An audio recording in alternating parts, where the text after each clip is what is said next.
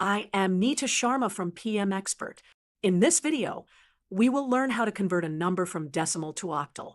People sometimes say octahedral by mistake, but the correct term is octal, which means base 8. We will build an intuition for base 8, then do step-by-step examples, including a fractional example. First, what does base 8 mean? In base 10, we use 10 digits from 0 to 9. In base 8, we use 8 digits from 0 to 7. Place values work like powers of the base. In base 8, the first 3 place values are 1, 8, and 64, which are 8 to the 0, 8 to the 1, and 8 to the 2. Example 1.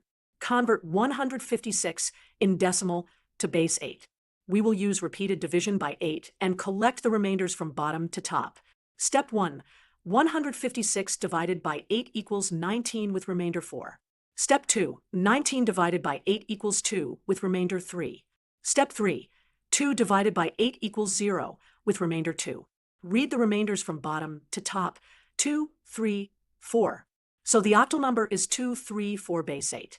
Let's quickly check. 2 times 64 plus 3 times 8 plus 4 equals 156. So our answer is correct. Example 2.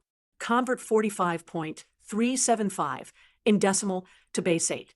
We do the integer part with division by 8 and the fractional part with multiplication by 8. Integer part 45. 45 divided by 8 is 5 remainder 5. Then 5 divided by 8 is 0 remainder 5. So the integer part is 5 base 8. Fractional part 0.375. Multiply by 8. 0.375 times 8 equals 3.000. The integer digit is 3. The new fraction is 0. We can stop. Put them together.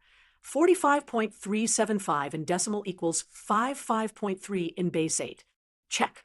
55.3 base 8 means 5 times 8 plus 5 times 1 for the integer, which is 40 plus 5, that is 45. Then 0.3 base 8 means 3/8, which is 0.375.